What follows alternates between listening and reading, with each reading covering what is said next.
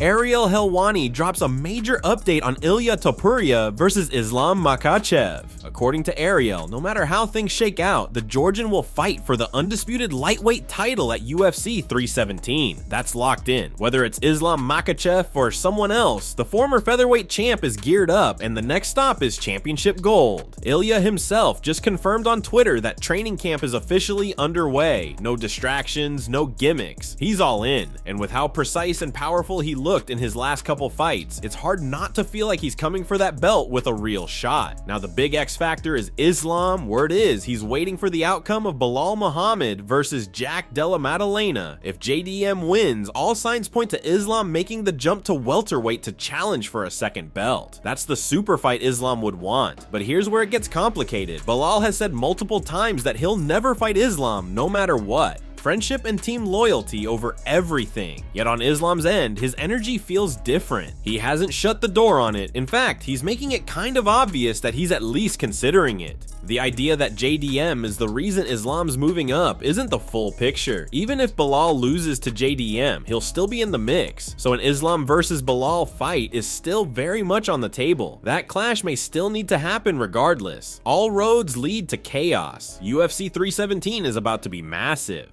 Well, we get to Ilia versus Charles if A, JDM wins, right? Then I think Islam is gone. Islam has talked about how, you know, the weight cuts have been a little extreme. I personally think there's one fight left for him at 155, and it is Ilia. But you could also offer the excuse of, or the retort, the rebuttal that, hey, like, you can keep saying that. There'll be another guy. He really has done it all at 155, especially as of late in terms of defending the title and taking on all comers, including the featherweight champion twice. So, A, as we said, they're either going to wait till May 10th or they'll say, like, we need a main event. By the way, the same way they needed a main event for Miami, they needed a title fight for Miami. They got the belt off of Ilia. They could do the same with Islam. Maybe I'll regret this one. The next time we see Ilia Topuria fight, it is for an undisputed title.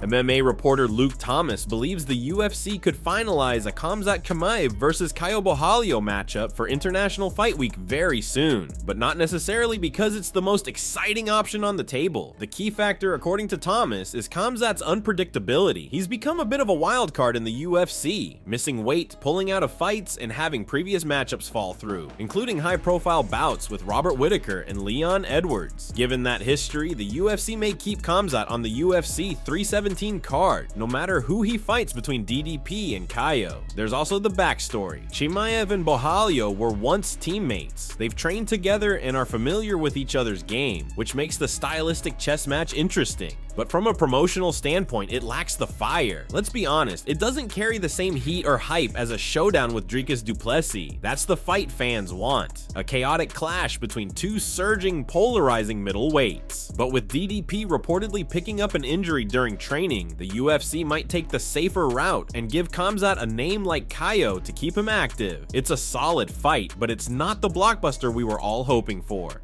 I think Borralho is onto something, and that's not the fight that I necessarily want to see next, but I think down the road that could be a really interesting clash.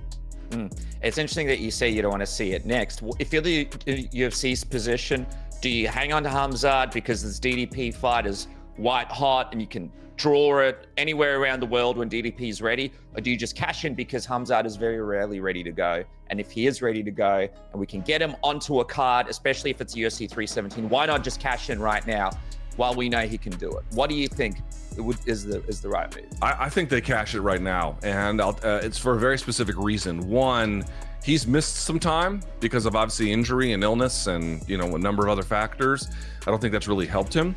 The other part too is he can get into the United States now, and that's the majority of your pay-per-view buying public.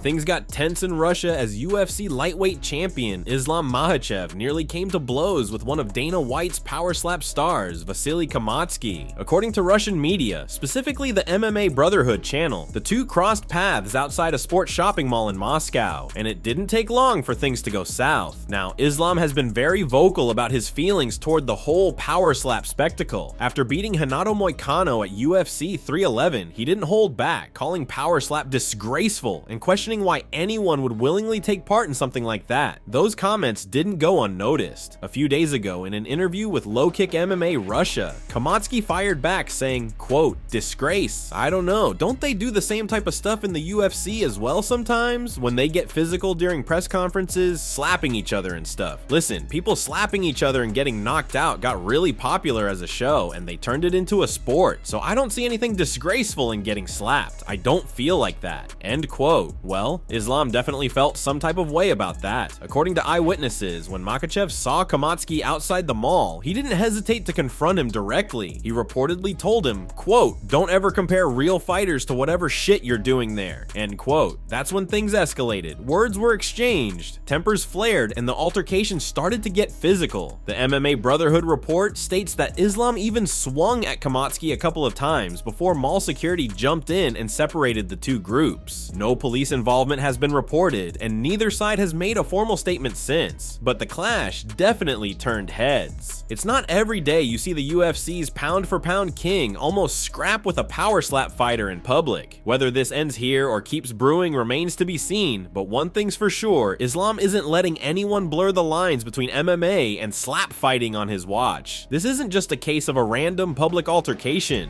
In Russia, confrontations like this aren't that out of the ordinary. It's part of the culture. There's a deeper respect for directness, pride, and handling beef face to face. These types of face-offs are almost seen as normal when reputations are on the line.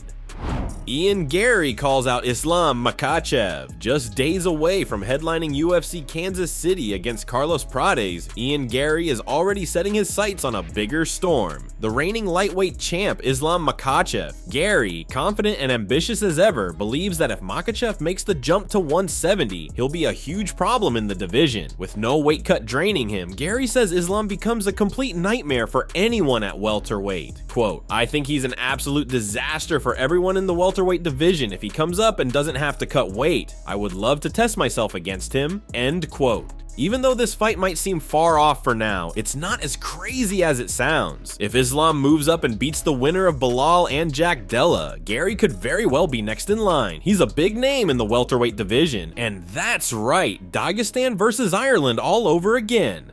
That's it from MMA Psycho. Thanks for watching. Don't forget to leave a like and subscribe for your daily dose of MMA news.